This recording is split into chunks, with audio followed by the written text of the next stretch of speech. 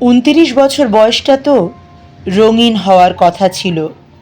হাতে শাঁখা পলা, কপালে সিঁদুর আর ঘর ভর্তি সংসার থাকার কথা ছিল।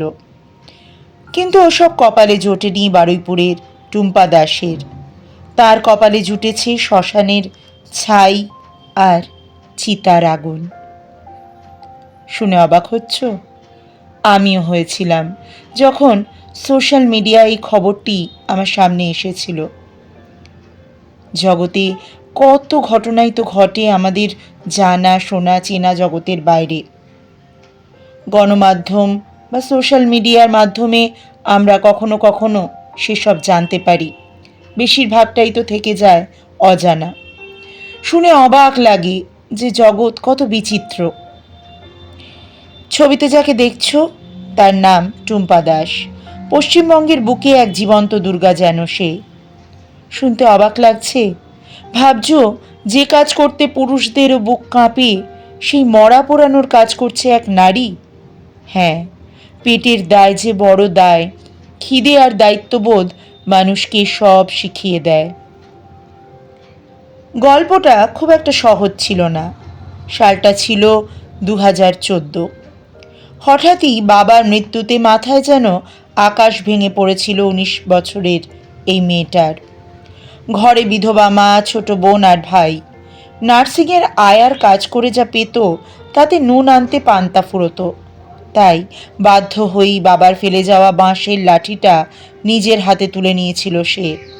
বেছে নিয়েছিল শ্মশানের ডোম হওয়ার কঠিন জীবন। লোকে ছি ছি করেছে, বলেছে মেয়ে ছেলে হয়ে মরা পোড়াবি, ভূত প্রেতের ভয় নেই। প্রেমও এসেছিল জীবনে, স্বপ্ন দেখেছিল সে ঘর বাঁধার। কিন্তু প্রেমিকের পরিবার যখন শুনল যে হবু বউ শ্মশানে মোড়া পোড়ায়, তখন তারাও মুখ ফিরিয়ে নিয়েছিল।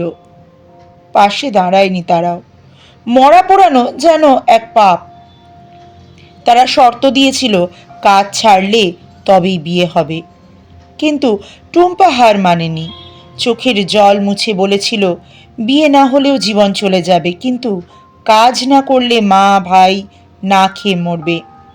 সেই যে লাঠি ধরেছিল গত 12 বছরে, আর সে থামেনি। আজ সে বারুইপুরের শ্মশানের একচ্ছত্র অধিভাবক।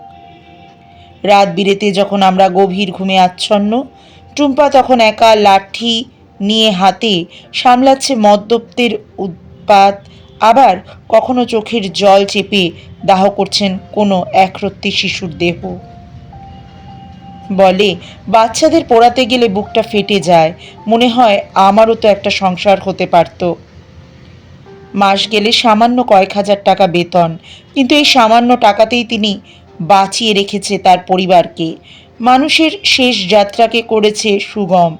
সমাজের চোখে কাজটা অস্পৃশ্য হতে পারে, কিন্তু টুম্পার এই কাজ ভালোই লাগে।